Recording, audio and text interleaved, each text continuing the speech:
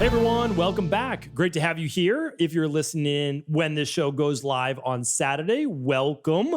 Excited, like I said, to be here with you, being able to spend a little time with you, answering our community's questions. Maybe even your question came up here today from our community. So I know that there's a backlog of questions and people want their question answered immediately. I get it. I've been there. If you're sick, you want your answers right away. So just letting you know that we can give you basic foundational-based approaches and answers to those questions at cabralsupportgroup.com, which is a free Facebook group. It's private, so you can ask your questions there. Yes, it's shared with Mark Zuckerberg and team, but it's not posted to the entire world and internet, just for our community right there. Amazing people from all over the world.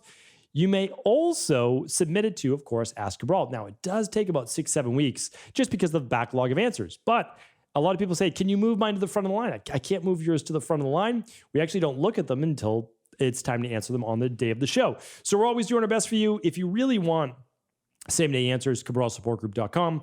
But also, just keep in mind, you can book a 30-minute health coaching consultation anytime you'd like. You can run a lab whenever you'd like and start to get more in-depth answers. Because the truth is, to give you exactly the personalized wellness protocol that you would like for you, we need a little bit more data. And it's either an intake one-on-one or it's from some type of lab-based data. So I just wanted to share that with you. That's the most fair way of really doing things, because you can't expect anyone to give you the exact personalized plan you're looking for without knowing exactly what's going on with your body. So I just want to share that with you. And then the health coaching is at stephencabral.com/health-coaching, or you can go to integrativehealthpractitioner.org.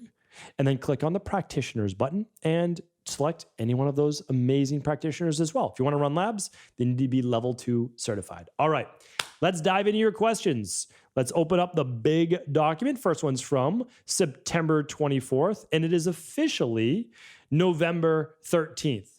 So yes, we are 7 weeks behind, always doing our best, always answering 6 questions on Saturday and 6 on Sunday. All right, so let's get started. This first one's from Stephanie. Let's see what Stephanie has to say here. Hi, Doc. Thank you for all your incredible knowledge. I don't drink often, probably 2 glasses of wine every 2 weeks or so. I was thinking of taking some FM detox on those nights. Do you think this would be any benefit at all? If so, is it best to take them before or after drinking? Any other supplement recommendations? This is a good question. So the FM detox capsules, typically you only get with the actual Equilife Functional Medicine Detox. But people don't know this. We don't list them on the website, but you can search them and actually find them on the website if you'd like. So yes, those would be helpful. Why? Because they give your liver more of the nutrients they need. That's phase 2. Now, the phase 1 you're getting all the time, every single day from the daily nutritional support. We like to ramp up phase 2 for the big functional medicine detox. Okay, so what else would I recommend? An activated B complex, that would be one. And another one would be vitamin C. If you can do alkalizing vitamin C, great. That's how you can take these products if you'd like before bed. But you could also use full spectrum vitamin C. All of these are available at Equilife. I would love for you to take a zinc, but you'll have to do that at dinner, because zinc you don't want to take on an empty stomach because it will make you nauseous. So it should be in between a meal. So that's a great start. You've got your vitamin C, Y, antioxidants to help squelch free radical damage, which happens when you drink. Then you've got an activated B complex, 2 capsules. Why you're taking that? Well, that helps with phase 1, and your body's getting depleted of B vitamins when drinking. That's very well documented. And the FM detox helps with that phase 2, right? Okay. So if you wanted to make it even simpler, what you could do is you could literally just give yourself 2 scoops of the daily nutritional support, drink it down with your FM detox capsules. You could do that as well. That will make it even easier. All right. B is up next. And again, you could do that before leaving for your night out or afterwards. I like to do them before, right? So if you can do them at dinner time or before you head out to dinner, that's what you want to do. So they're already in your system, and now you have the reservoir of nutrients to be able to help with detox. All right, B is up next. Hi, Dr. Ball. I'm interested to know your thoughts on clothing and footwear that are made from recycled materials such as plastic bags, plastic bottles, nylon, and the like in terms of toxicity and off-gassing, etc. There seems to be an increase in sustainable and eco-clothing I'm seeing ranging from sportswear and leggings to outerwear and shoes. Are they safe and low tox to wear in your opinion, or would they contribute to one's total toxic load? Love your work. Thank you, B. Appreciate that. So this is a great question.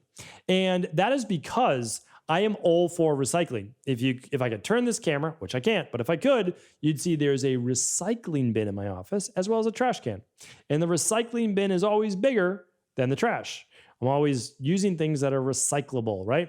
And even at Equilife, we have the daily nutritional support bottles, which are 100% recyclable. And then and made from some recyclable plastic as well. And then we also have the new eco bags that fold flat and are recyclable too. So again, we're always trying to do our best. Not everybody loves the bags. Not everybody loves the plastic bottles. We help both people. And then we have those little eco storage containers on your counter that are 100% sustainable bamboo lids plus a glass jar. So I'm all about this. I really am. But so here's my answer though. I will not wear clothes from recycled plastic. I am not putting plastic against my body. Now, will I use recycled products? 100%.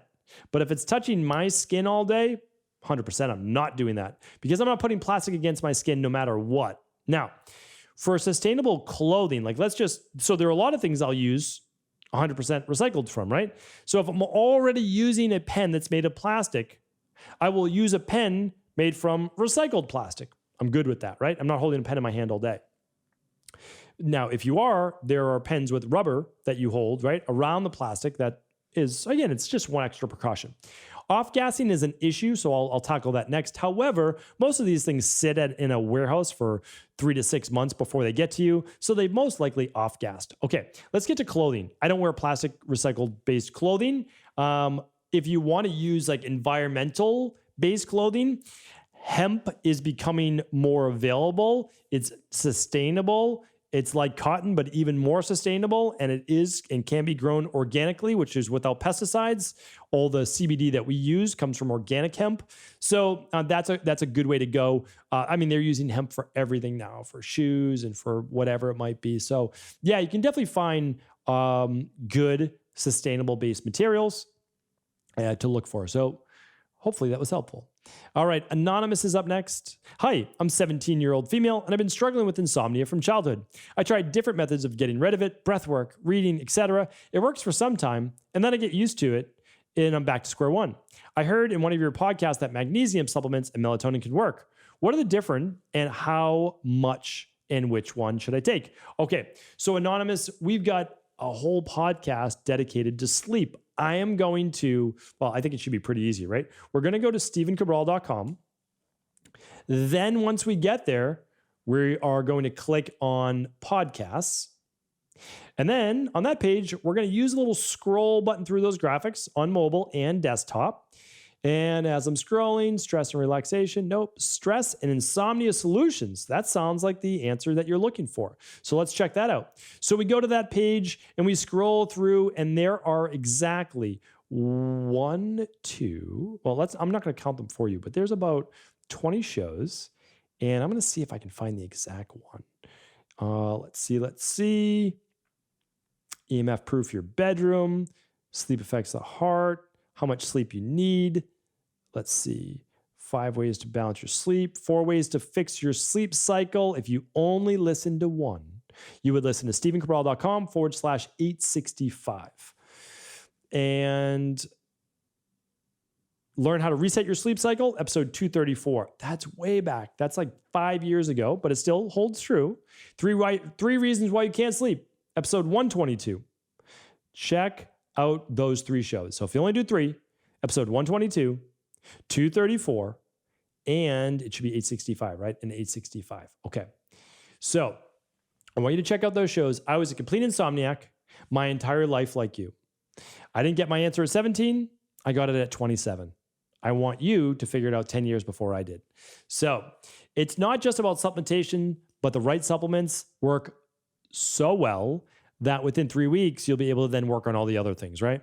So it is about certain types of breath work. Well, it's basically taking your body out of the sympathetic nervous system. That's where you're stuck right now, okay?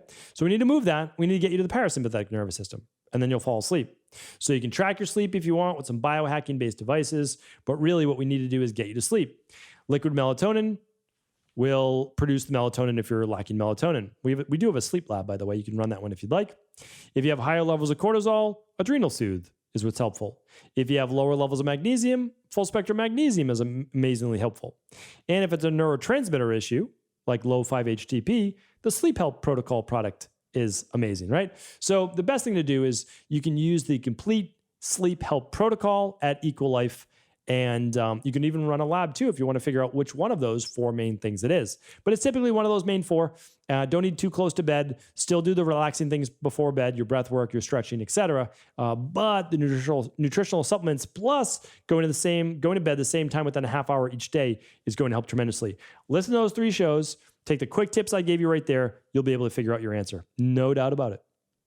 I did, and I was a complete insomniac, meaning like it would take me hours to fall asleep, and sometimes I never fell asleep at all. All right, next question is from Anonymous. Hi, Dr. Brawl. I have a question regarding certain dark areas on my body. My knees, my neck, hips when sitting are much darker than the rest of my body. What are the reasons for this, and what are your suggestions on how we can go about curing this?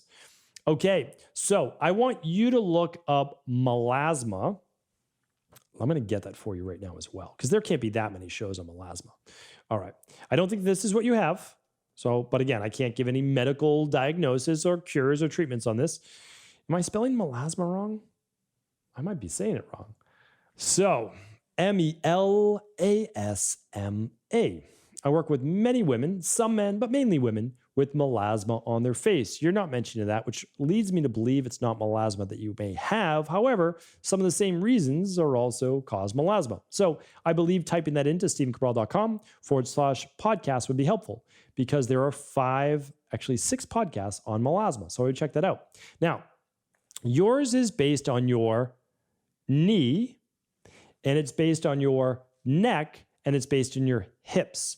Those are high friction areas for the skin rubbing on skin, if there's a little extra body fat, or material rubbing on those areas. That friction over time can cause a little bit of a darkening of those areas, especially if you have a little bit more pigmentation in your skin. However, the bigger underlying root cause of why it happens to some people is because of excess cortisol production. And this is well seen in a lot of people with Cushing's, or believe it or not, even Addisons, because in Addisons, it's typically high cortisol before it drops out, okay? So I actually started to get darkening around the top of my hips when I had Addison's disease. And I actually so this is a medical doctor, and once I was diagnosed with Addison's, he said that's interesting. He said one of my essentially virtual mentors is Dr. Addison. And that's his photo up on the wall. And he talked about this darkening of skin around that. And that's one thing I look for. So interesting takeaway. And sometimes you are able to get it to go away. And sometimes you are not. And I teach you on the shows about melasma, correcting that. But remember, you want to look for the underlying root cause. So if this is a cortisol issue, I would run this is the exact link, stevencabral.com/hormones-test. Okay. Or you can always find all the labs at stevencabral.com/labs, and it's the stress, mood, metabolism lab. All right. 2 more questions for today. One is from Stephanie. The next one, let's see. Would you say that a sauna puts you in a sympathetic nervous system state? I'm a 23-year-old Vata with tons of anxiety and cortisol levels through the roof. I've stopped working out for now because it was very high intensity, which has only worsened the condition. I will return to working out at some point while I rebuild my body. I'm sticking to 10,000 steps daily. I'm trying to find another way to sweat, but not sure if sauna is good for me right now. What are your thoughts? Great question. So a lot of people say that a sauna moves your body into the parasympathetic nervous system. I cannot say that that's true for all people, because if you're in a sauna and your heart rate's like 120 beats per minute, which it can be, it's tough to be in the parasympathetic nervous system with a 120 beats per minute heart rate, right? But what they're really saying is this. Think about this. If you have high blood pressure and you exercise, especially with weights, your blood pressure goes up. However, in time, your blood pressure actually goes down because the exercise enables your body to better regulate blood pressure and also move into a recovery state, which is the parasympathetic. So I can't give you exact medical advice or a plan, but what I would say is this. You may want to start with just 10 minutes of an infrared sauna or a regular sauna. And it may put a little stress in your body, but you'll be able to work your time up with sweat. So if you don't feel an accelerated heart rate, if you don't feel lightheaded, you might want to bring in some water with some electrolytes to sip on. It could be very beneficial for you. And the nice thing about an infrared sauna is often the temperature is lower. So you could gently work your way up while helping to potentially heal the body with a very light hermetic stressor. So I think you're in the right mindset. I think you're on the right track. I would agree that hard resistance training workouts are not the thing to do right now. Walking, fantastic. Then maybe some light cardio, biking, right? Swimming, and then maybe some body weight exercises, and then eventually getting back to your stronger resistance training. All right. Feel free to write back in. Happy to do a follow-up. Andrea's up next. Hi. Thank you so much for answering. Oh, by the way, Stephanie, one lab I recommend is running the minerals and metals test, or ideally the starter kit, so we can look at your mineral levels and your vitamin levels. You could be depleted. You honestly might be like a 4 low on your minerals and metals test under your electrolytes. We need to build that back up. Really, really important. And then the starter kit will also give you your vitamin levels too, which you might be low in B vitamins like B6. Okay. All right. I don't know the exact link for that, but you can just find the starter kit at stevencabral.com/labs. Andrea is up next and last. Hi, thank you so much for answering my question. What is the minimum fat percentage you'd recommend for a woman? It seems like a very low fat percentage can sometimes cause hormonal dysfunction. Would you say 15% maybe? Great question. I don't know that I've ever gotten this before. I've definitely talked about it on some of my Training Thursday shows. Because men, they can really get down to like 6 to 8% body fat and be okay. It's really walking the tightrope there once you get down to that 6%. But 8% to 10%, you can get pretty lean as a male, not going to throw off the hormones too much, as long as you're still eating some carbs, fat, and protein, right? No doubt about it, of course. You don't want to be too depleted. But for women, it affects their menstrual cycle, their overall hormones, as well as their thyroid to a greater degree. So this is my exact recommendation. Not a medical advice, not a cure. It's different for each woman. But most women seem to struggle once they get down to about 13%. They may begin to have an irregular cycle. Their thyroid may begin to drop. They may end up with estrogen dominance, higher levels of cortisol. Not good. Okay. I would say you are right on at 15% at the lowest. That's what I would say. Now, I work with many fitness competitors, fitness models. I work with many celebrities. What you don't know is they don't look like the cover model, whatever it might be, or photo shoot model every day of the year. Believe it or not, let's say they weigh 125 pounds during the photo shoot. I'm just throwing out a random number, okay? 125. They will typically weigh 135 when they're not in photo shoot shape. And keep in mind, there's a lot of Photoshop during those photo shoots as well, right? So I actually spoke about this on an interview because, and some people were not happy about it. But listen, if a celebrity or fitness model or fitness competitor, they don't go to someone like myself or my colleagues who can help them lose the 10 pounds within 2 to 3 weeks maximum safely, then they're going to do a crash diet and they're really going to hurt their body and they're just going to starve themselves. So for me, I do it healthily and I get them in that particular photo shoot. Because remember, this is their job, right? They're doing this as their job. I help them do that safely and soundly. And then they go right back up to the 135 within another couple weeks. And you might say, well, isn't that yo-yo dieting? No, their healthy weight is 135, right? Their unhealthy weight is 125. We're only doing that because that's their job, right? And if they don't do it, well, then someone else is going to do it. So again, however you feel about it is how you feel about it. I kind of just say, again, it's one of those things where it is what it is. And so I'm just trying to help people do it the safest way possible. And so, but what I say is, yeah, 15%, that's the lowest. Most women are best between 18 and 22%, right? So that is that. And then when you get to that lower body fat, I would love for you to run that same stress hormones, mood, and metabolism test. Make sure thyroid's proper. Make sure cortisol is proper. Make sure you've got a good balance of estrogen and progesterone, and that your DHEA and testosterone, or especially testosterone, isn't going too high, right? So that you're not overly stressed in that position, or maybe even too low. So we end up with sometimes low mood, low irritability, low libido, low energy because of that low testosterone, low progesterone as well. But sometimes the opposite is true, where some women end up with PCOS and they end up with higher levels of testosterone sometimes. So the only way that you know is to lab test, and you can find that stress hormones, mood and metabolism test at stephencabral.com/labs. Hopefully today's show was helpful. Thank you so much for tuning in. I appreciate your listens, appreciate your shares. As always, if this podcast was helpful, please do feel free to share it with anyone else you believe it could serve. Take care, everyone. Hope you're having an amazing weekend.